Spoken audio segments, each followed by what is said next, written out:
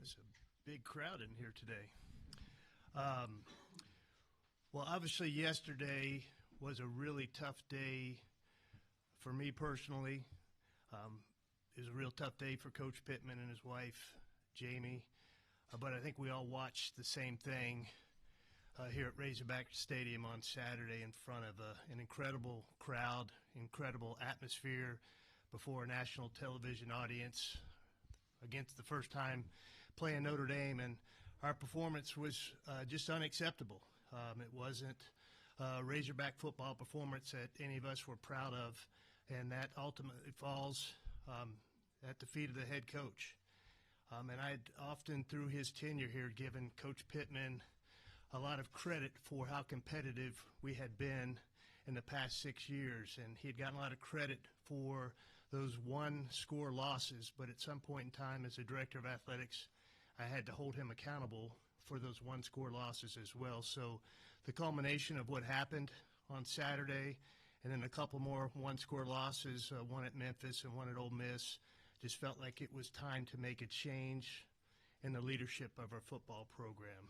I met with Chancellor Robinson and President Silveria after the game on Saturday, woke up Sunday morning with a great sense of peace that this was the right decision at the right time, heading into a bye week, made that recommendation to Chancellor Robinson. It was approved by the board.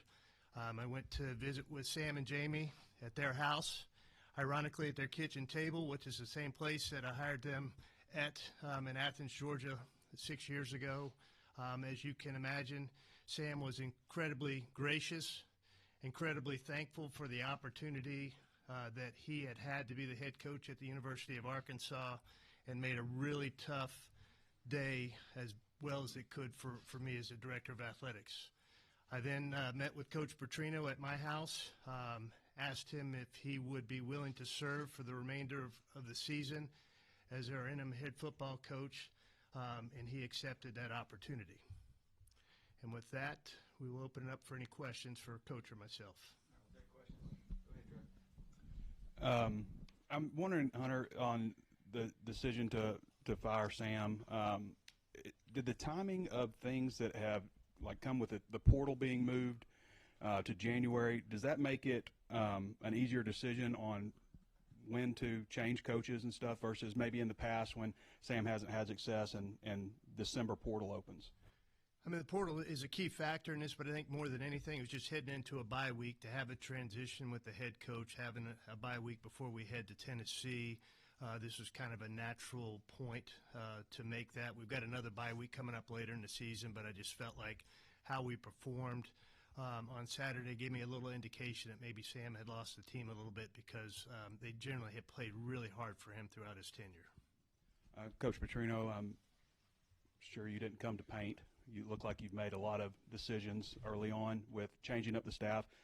Can you talk about what went into those decisions and then also the opportunity in front of you, because I'm sure you would consider this as an audition?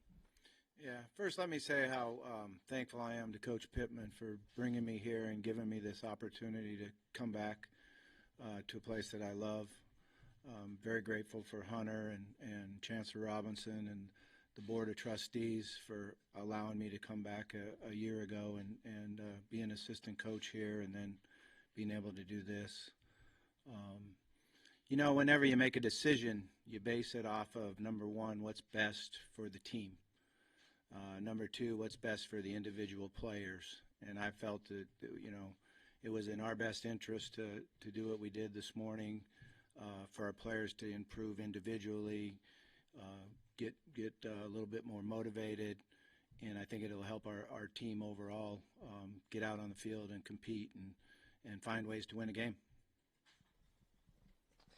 Hunter, I'm curious, is Sam's buyout, is it exactly how it's laid out in his contract, or did y'all negotiate that at all? Yeah, we negotiated in the middle of, you know, right now he's at 75%. If we'd waited till October and if the season continued the direction it was, he would have fallen below 500. So part of our meeting was getting his representatives on the phone, and we landed at a sweet spot for both of us. I thought it was 62.5%. It saved the university about $1.5 million and kind of fell between that 50 and 70% mark, 75% mark.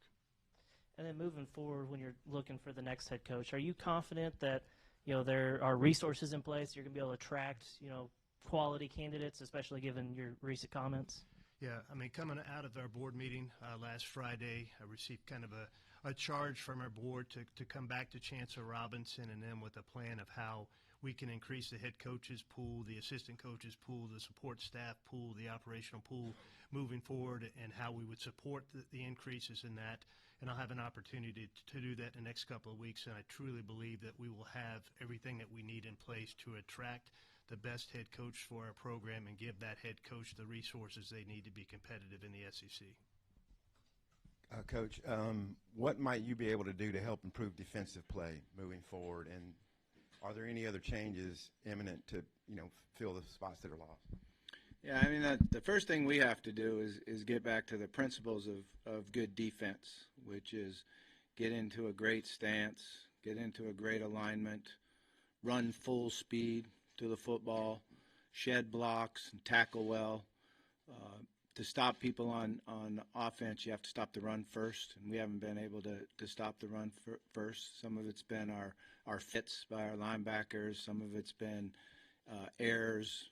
So we're looking right now at really finding out what our base defense is going to be from here on, and then build the package out of that and simplify a little bit. If we simplify and play faster and full speed, then we'll have a better opportunity to stop people. It's been a whirlwind the last couple of days, but I wonder if you've met with the team, and if you haven't, like what your message might be, and then, Hunter, will you meet with the team as well? Yeah, the plan was to meet with the team this afternoon at 2:30. I've seen a lot of the players individually around the complex this morning, but team meeting's at 2:30. What might be your message at that point? Well, we got a number of things to talk about, but number one thing is that you have to get used to change. Your whole life there's going to be change. So how we handle that, our attitude on how we handle that, our positiveness on how we handle that, will determine how quickly we improve. We're going to improve. That'll determine how quickly we improve. And Hunter, will you have an address there too? And so many of the players on defense loved Travis Williams. Just maybe what your thoughts are there. Yeah, I will be a part of that meeting, kick off that meeting, and talk about some of my reasons behind making that change. And like Coach, we still have 7 games left in this season. I think we still have a really good football team in that locker room and have the opportunity to win moving forward. And there is going to be a change and a lot of change and adaptability by these guys, and I think that's why the bye week is really key for that, and that will be similar to what Coach is saying about change. Change is a part of life.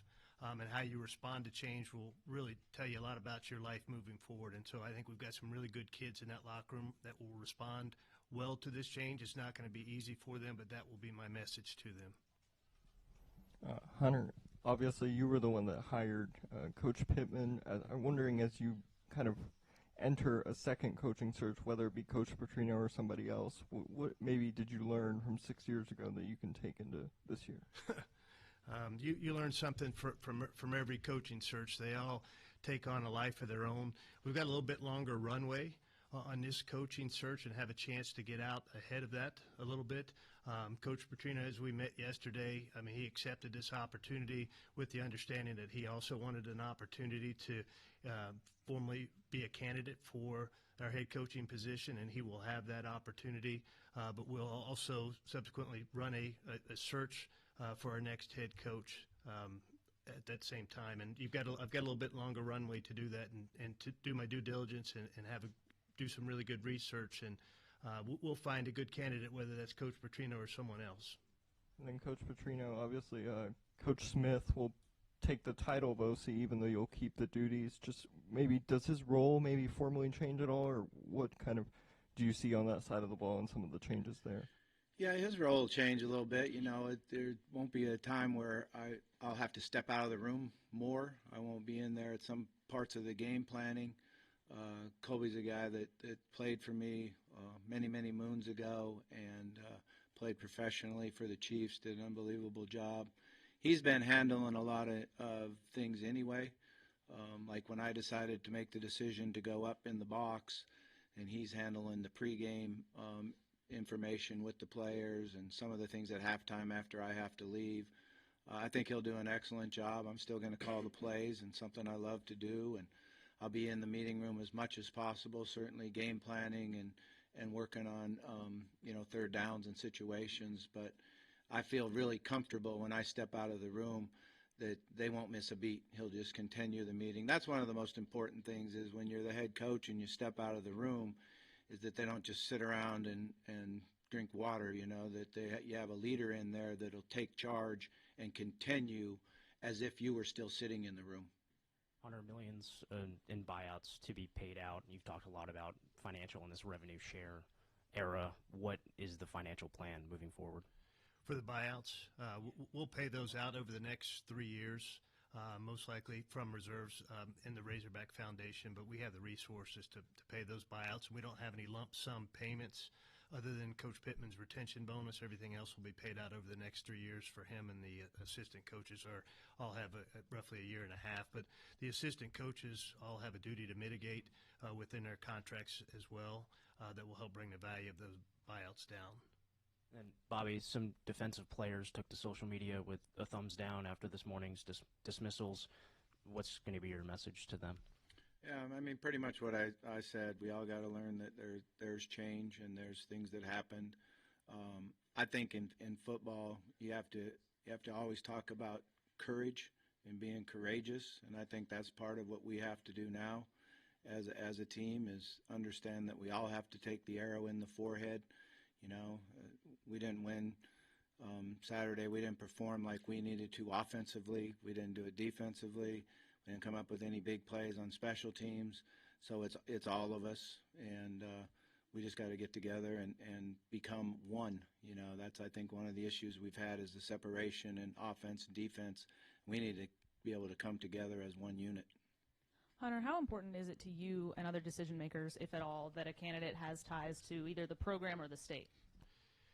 I think that's icing on the cake if you can make that happen. I don't think you can go in that with being one of your guiding principles in your search. I think that's something that if someone has ties to the state, that is awesome and a bonus, but I don't think you can go into the search with that being one of your guiding principles.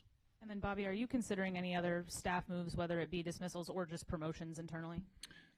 We think that there's a possibility that we might need to add somebody to the staff for one of the positions.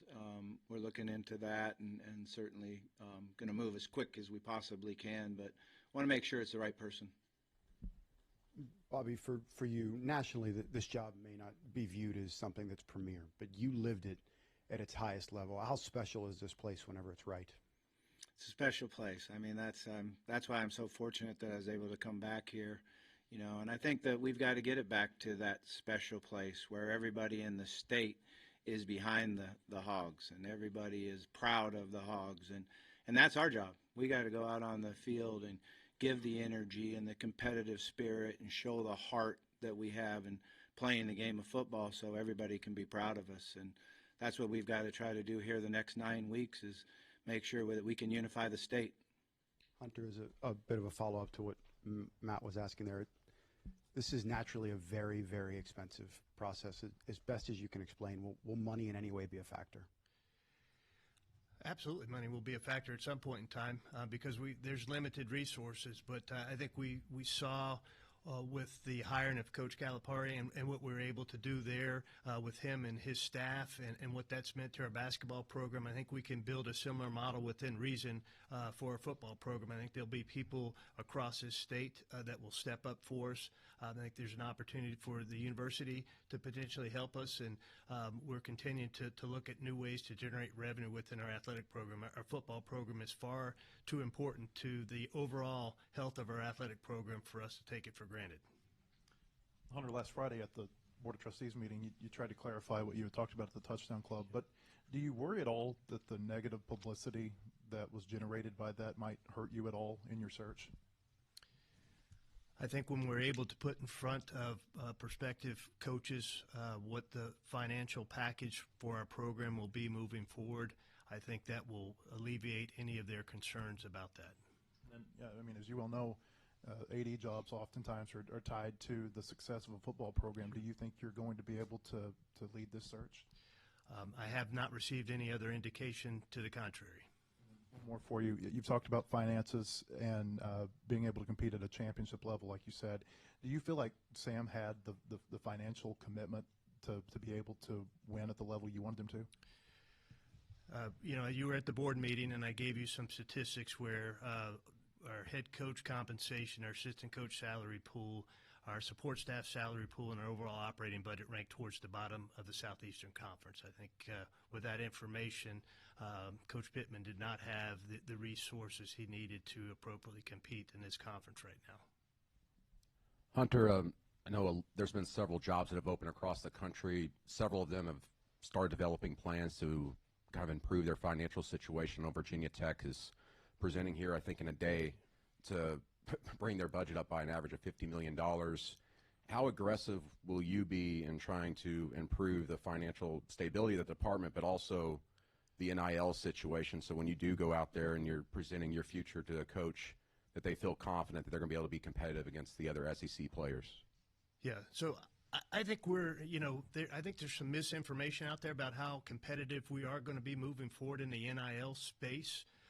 We've had over $500,000 of agreements that have gone through the NIL Go system by way of our student athletes. It's roughly $15,000 per agreement. The national average is about $5,800. We have an NIL strategist within our front office. Our team at Learfield is actively soliciting opportunities for our student athletes to have NIL agreements. We're at full level, the cap, from a revenue sharing standpoint. So whoever the next football coach is going to have the resources from a revenue sharing percentage and NIL to compete within this conference. Bobby, you guys are going to have the full team meeting later, but you said that you've seen some of the guys individually around the facilities. Just what have their reactions been to all the news so far, and just what have you said to those guys? Yeah, I mean it's obviously mixed reactions. We got some people that are excited and energized, and we've got some people that are hurt a little bit right now. Their feelings are down, and that's natural. That's how it goes. And I don't want to minimize their feelings and how they are, but at some point we've got to step together and move forward. And the quicker we do that, the better that we're going to be. And then Hunter, what are maybe some of the qualities you're looking for in the next head coach? Be that Coach Petrino or an outside hire, just what are some of the characteristics you're looking for in the next coach? I think you have to have someone first and foremost that's a proven winner and proven that they can build a program. Someone that can come in and establish what your culture is going to be as a football program on both sides of the ball, in special teams. You want somebody that can that has some energy and can re-energize this program and re-energize our fan base, ties to what it means to compete within the Southeastern Conference, I think is really key. But I think, probably the keyest thing is they've got to be able to embrace and adapt to what is a changing environment in college athletics, and to be able to have some advanced scouting that's really in depth, and you can go head first into the transfer portal, and that's the way you're going to build a program quickly. And the days of bringing in 25 or 30 freshmen and thinking that you can turn a program with freshmen, they're going to go by the wayside, especially in football. And you've got to be able to really use that transfer portal, and that takes some in-depth advanced scouting across Division II, FCS, G6, and even Power 4, so that when that transfer portal opens up, you're ready to hit the ground running, and we're going to provide that staff with the resources they need to do so. Coach Petrino, you spoke about change and talking with your players about change coming up this afternoon, and whether that is something they buy into or not is something that they have to decide. What is the best case scenario for this team going through this change right now in your eyes? Well, the best case scenario is we come out tomorrow and we work hard, and we practice hard, and we get well prepared in how we're going to change the defensive structure and how we're going to go about running to the football and tackling well. We got to go back to some individual drills, tackle circuits, pursuit circuits, and turnover circuits, and do the little things that make the difference in the game. So I'm excited about the way our staff has been handling it and the plan that we have going forward defensively. Offensively, we've got to get back where we get the ball across the 50-yard line and we go score touchdowns like we were early in the season, and that hurt us the last three halves, that we weren't able to convert touchdowns when we crossed the 50-yard line. So we're going to continue to work hard on that. And then we got to come up with a way where we can make difference-making plays in special teams. Right now in special teams, we haven't had a big return, block punt, forced fumble that turns into points. So to score a lot of points, you have to score in all three areas. And then for you, Hunter, just curious as coach about the schematics of the team. What do you want to see what would you ideally see out of the fans here in the last 4? You still have 4 home games left. Obviously a tough one over the weekend, but with Coach Petrino, you talk about energy, excitement. What do you expect the fans will show back to you? Well, we have one of the most passionate fan bases in all of college athletics, as demonstrated by what we saw Saturday at 11 a.m.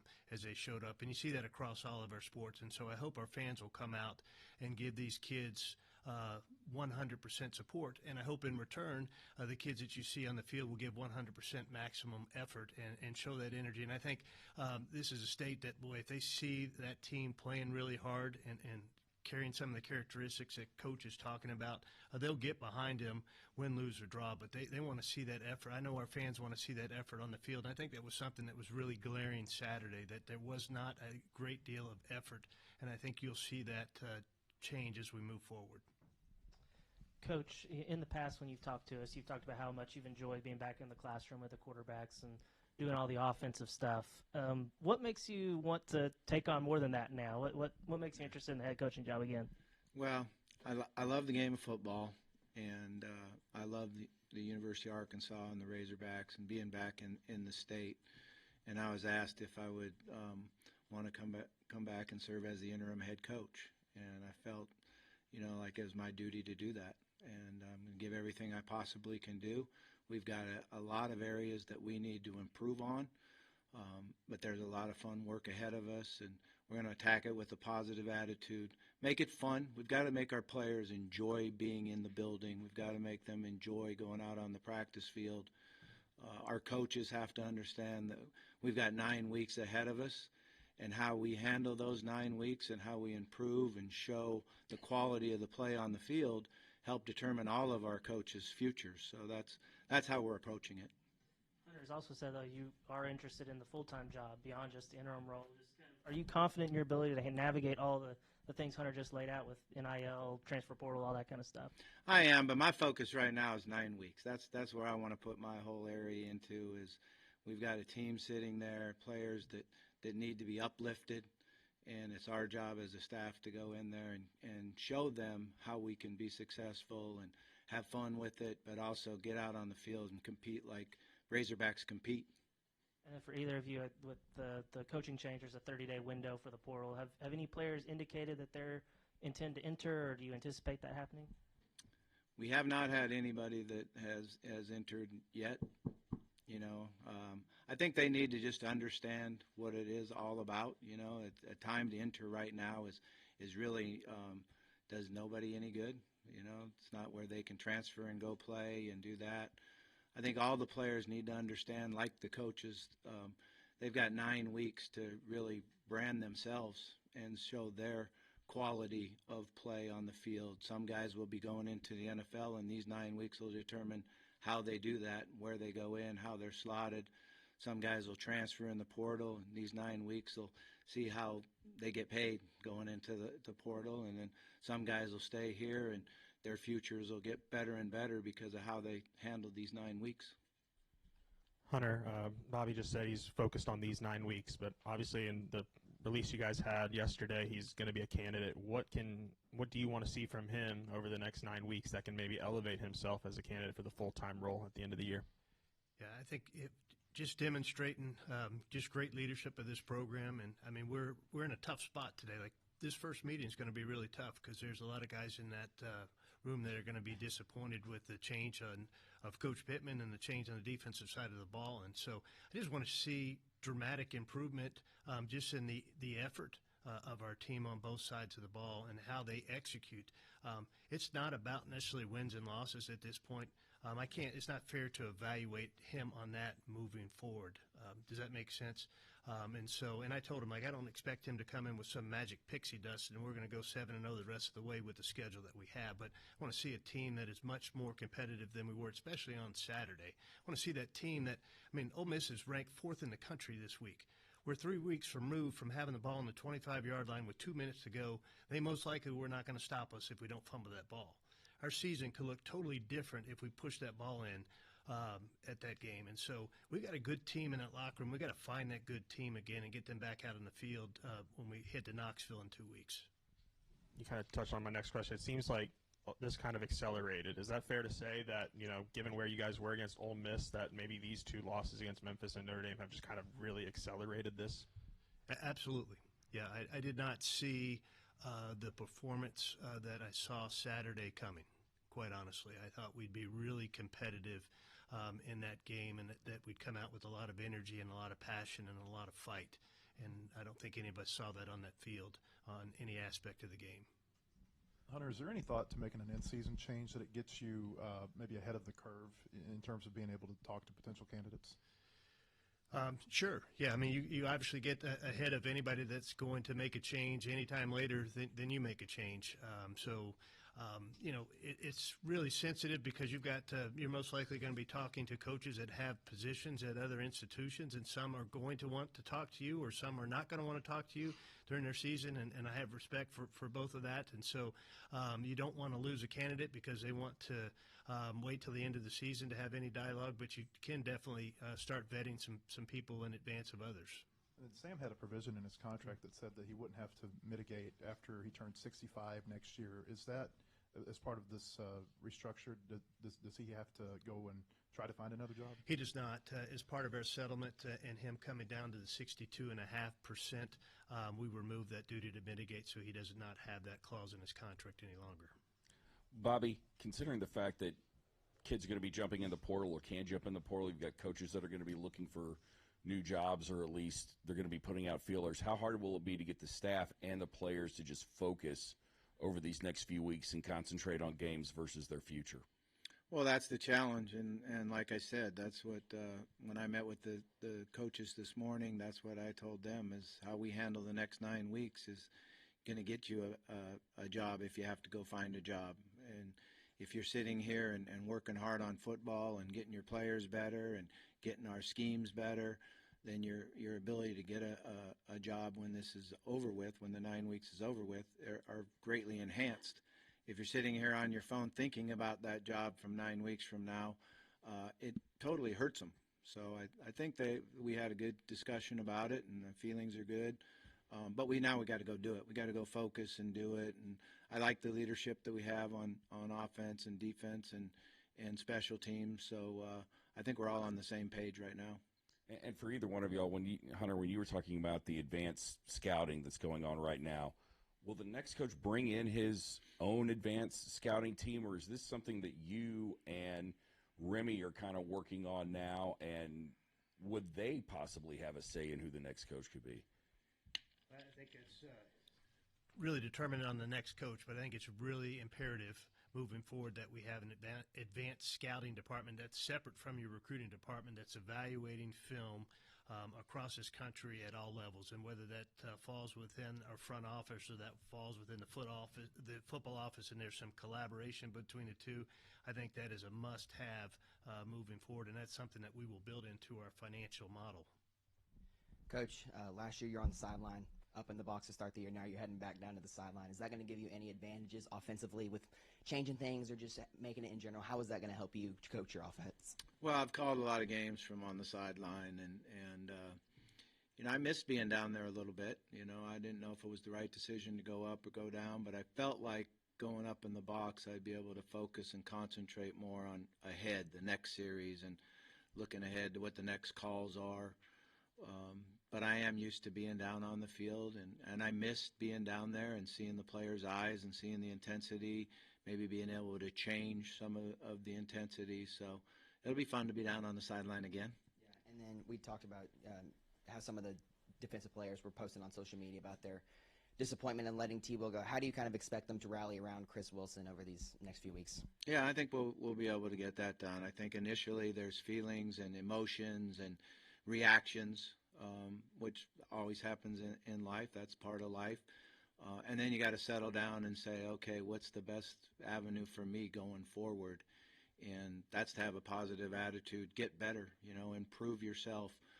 this week, improve in the weight room this week, improve on the practice field this week.